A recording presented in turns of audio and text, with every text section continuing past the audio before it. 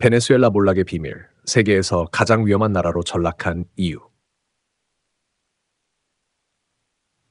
안녕하세요. 꿀지식 정보입니다. 오늘은 한때 남미에서 가장 부유했던 국가, 세계 최대 석유 매장량을 자랑했던 나라, 그러나 현재는 극심한 경제적 몰락과 사회적 혼란 속에 빠져 있는 베네수엘라에 대해 이야기해 보겠습니다.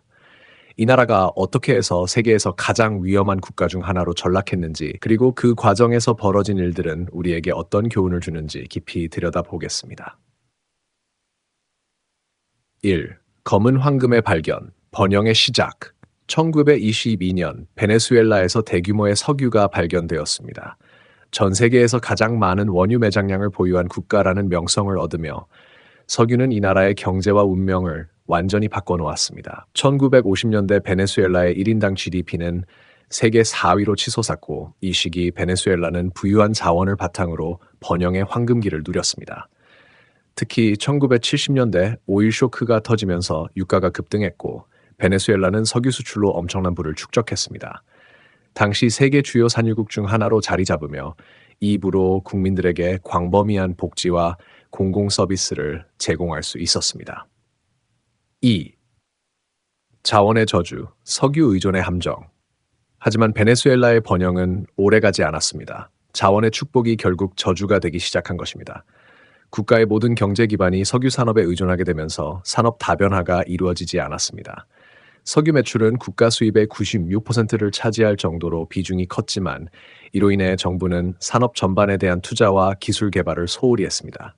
심지어 석유 외의 다른 산업은 사실상 고사 상태가 되었습니다. 게다가 석유 산업 대부분은 국가가 독점적으로 운영하며 기득권층의 부패를 초래했습니다. 부유층은 점점 더 많은 부를 축적했고, 빈곤층은 더욱 어려운 상황에 처하면서 빈부격차가 극단적으로 벌어지기 시작했습니다. 3. 국제유가 하락과 경제 위기. 1980년대 세계적인 원유 공급 과잉으로 유가가 하락하기 시작했습니다. 유가 하락은 곧바로 베네수엘라 경제에 치명타를 가했습니다.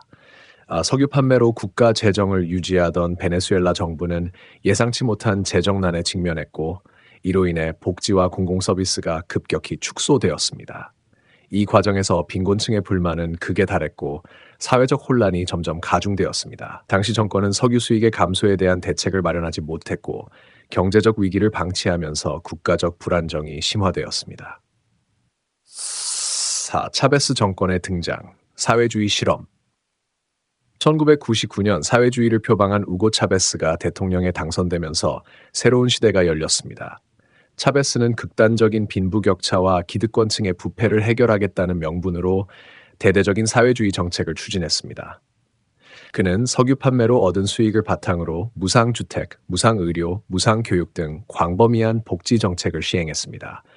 또한 외국 석유 기업들을 국유화하며 자국의 자원을 지키겠다고 선언했습니다. 하지만 이러한 정책은 단기적으로는 빈곤층의 지지를 얻는 데 성공했지만, 장기적으로는 치명적인 경제적 악순환을 초래했습니다. 5. 사회주의의 그림자, 경제적 몰락의 서막. 차베스의 사회주의 정책은 경제의 기반을 더욱 약화시켰습니다. 국가 재정의 거의 전부를 복지에 쏟아부으면서 정작 석유 산업의 경쟁력을 높이는 데 필요한 투자와 기술 개발은 방치되었습니다.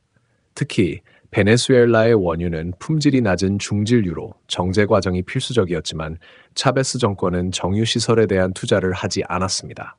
심지어 외국 석유 기업들을 몰아내고 국유화한 이후 정유 기술과 생산 능력이 점점 더 떨어지게 되었습니다. 결과적으로 세계 최대 원유 매장량을 보유한 국가임에도 불구하고 석유를 수출하지 못하는 기이한 상황이 벌어진 것입니다.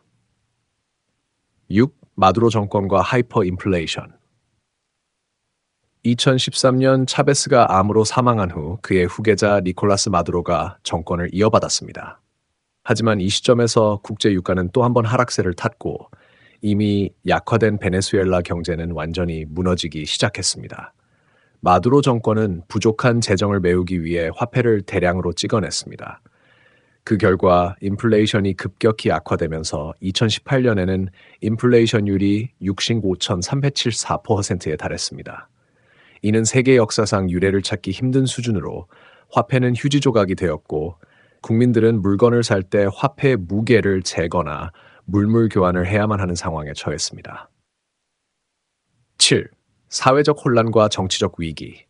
경제적 붕괴는 사회적 혼란으로 이어졌습니다.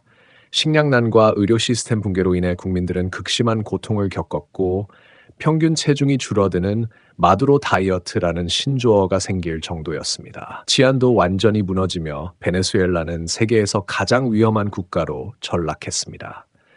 정치적으로는 마두로 대통령과 야권 지도자 후안 과이도 간의 권력 다툼이 벌어지며 두 명의 대통령이 공존하는 혼란스러운 상황이 발생했습니다. 국제사회는 베네수엘라를 지지하는 진영과 반대하는 진영으로 갈라지며 베네수엘라 문제는 전 세계적인 이슈가 되었습니다. 8. 자원의 저주와 우리의 교훈. 베네수엘라의 몰락은 자원의 저주가 얼마나 강력한 영향을 미칠 수 있는지 보여주는 사례입니다.